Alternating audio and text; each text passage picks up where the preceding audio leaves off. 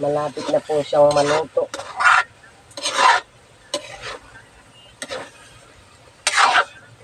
Nagmamantika na po siya. Ayan. Ito po ay 15 kabuong santol at saka po 4 na kabuong niyog. Ayan. Nagmamantika na po siya. Ibig sabihin po, malapit na siyang maluto. Ayan.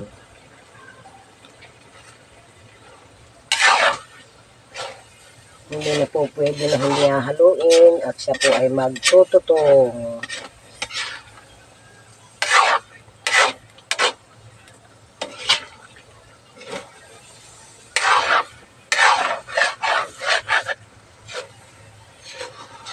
Sarap na po ng amoy.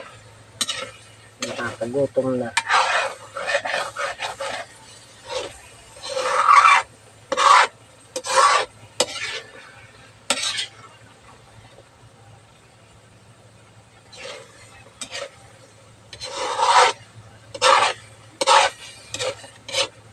Sa mga viewers ko po, pakilike po at pakishare ng aking video.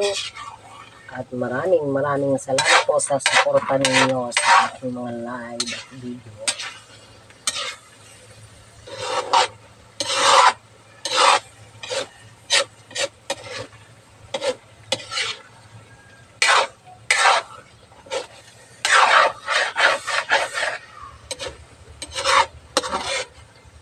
Nagdagan ko po ng gatong kaya malakas ang apoy.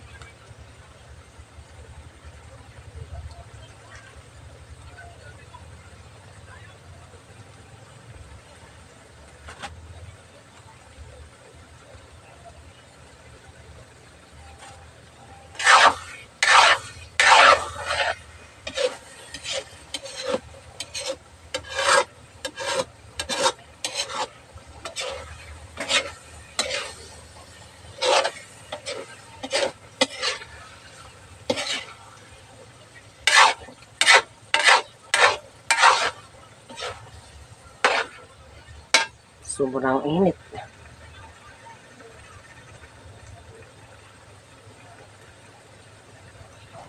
Medyo ilalayo ko po doon ang camera. At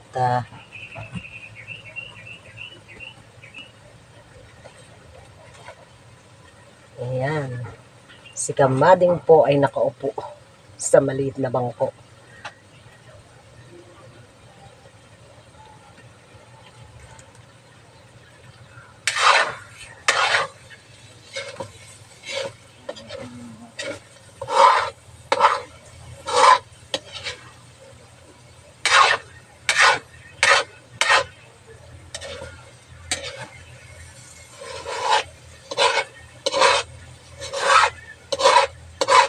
Nasa gitsit na po ang kanyang mantika.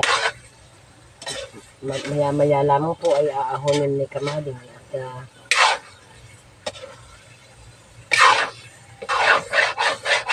siya po ay malapit ng maluto.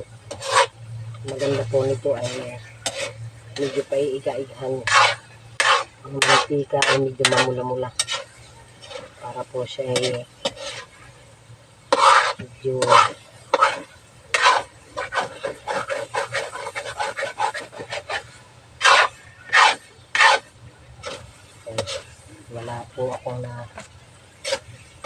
wala po naglako ng kasagsa ngayon kaya naisipan ko na lamang na daing ang ihalo saka preska po na.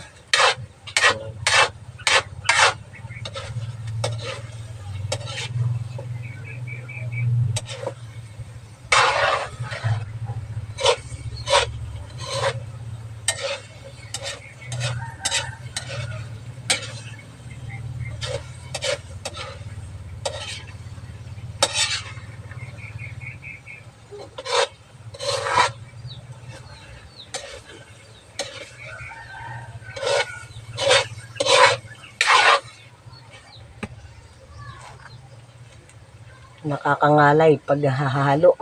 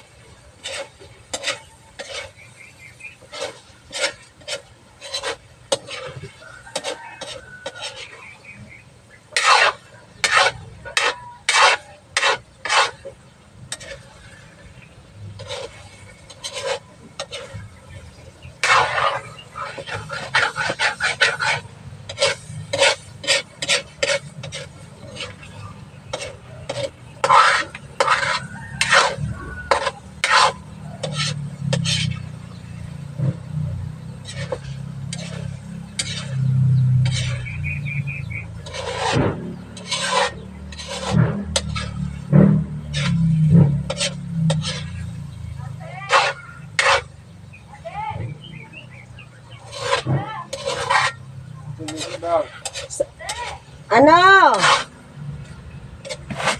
Bakit? Narito. Ha? Saan kayo galing sa dinahikan? Bibili kami ng anak na Hoy, salamat. Oh, dumaan kayo pagbalik, may sinantol ako. Ay, sarap. Ha? Pa, ano Hindi, ba? mga reject lang yan. Pero Oy, napakaganda. okay lang. Salamat. Ayan po. May nagbigay na naman po sa akin ng isda. Ayan, no? Thank you. Daan kayo pagbalik, ha? Oo, sige ate. At magdala ka ng sinantol. Okay. Nangangagat. Hindi, nakatali. Thank you, thank you. Daan kayo pagbalik, ha? Ayan, si Kamading po ay nagluluto ng sinantol. May dumating pong biyaya. Tatay, linisin mo na. Ayan, ang dami pong isda. Ang dami pong isda. Pag dala po nung aking, yan po yung aking sinihout out kanina. Ayan. Ayan. Dumating po siguro ang mga palakaya, kaya po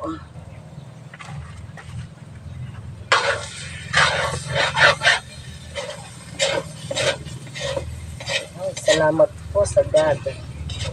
At hindi pong mag-asawa ay talagang dumarating po ang swerte. Ayan.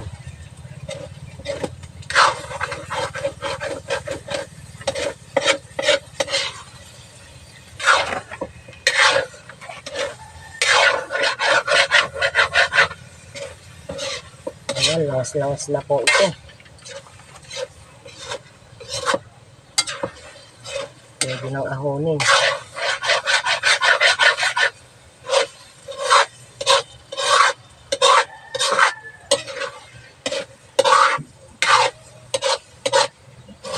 Paglalagay ko sa tupper, tupperware.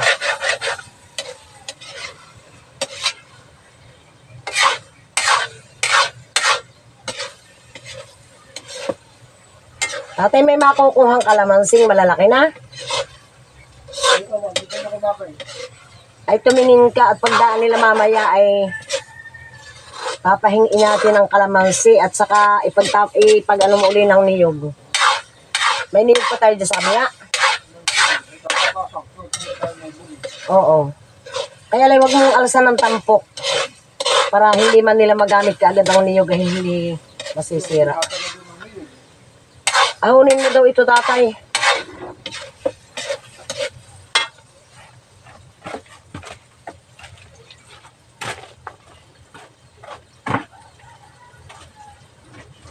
Ibaba mo na yung kardero. Hindi maipatong. Pilit na mo ng kaunti. At lutong-lutong na siya. Manti-mantika na. Ayan. Manti-mantika na po ang aking nilulutong sinantol. Ayan po. Ito na to na. Aahunin na po. Ito na. Aahunin na po ng aking irog. Lagay mo dito sa lamesa. Ayan. Inahon na po ang sinantol. At siya po ay luto na. Ayan po. Ayan. Siya po ay nakulo pa ay nakaahon na. Ayan. Sa sobrang init po. Ayan. Ayan. Ang lahok po niya ay daing at priska tuna. Ayan. Tatay, ka maglinis ng isda, marami. Maglilinis po ng isda yung aking kasamahin at amin pong isasaing ulit. Ayan. Ang inilahok ko po ay daing at saka priska tuna. Nakakalimutan ko pong ihalo pala yung dahil marami na pong halo at ang santol po naman ay lalabing 5 piraso. Yun pong aking sinaing kahapon. Medyo hindi lang po siya naiga. kundi medyo natuok. Kaya po, ayan, lalagyan ko po yan ng mantika.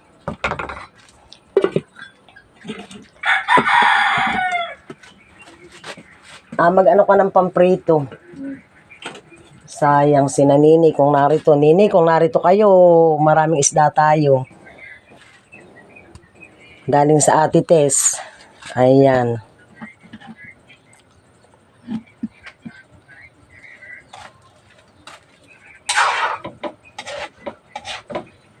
Ano ko muna para lumamig. At pag malamig na, pwede nang ilagay sa Tupperware ang ipapahingi. Yan. Sana'y tikman ko nga po kung hindi baka maalat o ano.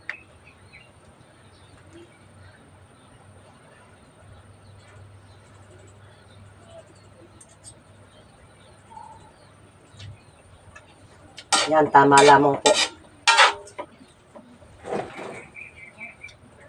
Naputol na yung siling mapahang na mahaba. Ayan. Ayan po ang luto ni Kamading. Sinantol. Muli, maraming salamat po sa lahat ng nanonood ng aking video. Si Kamading po ay pawis-pawisan at wala pong kahangin-hangin. Ayan po. Shout out po sa inyong lahat. Hindi ko na po kayo iisa-isahin at napakarami po ninyo. Ayan, maraming salamat po. Una sa lahat sa Panginoon at may biyaya na naman po kami dumating. Ayan. Ingat po tayo at medyo maganda na ang sikat ng araw. Ingat po tayo palagi. I love you all.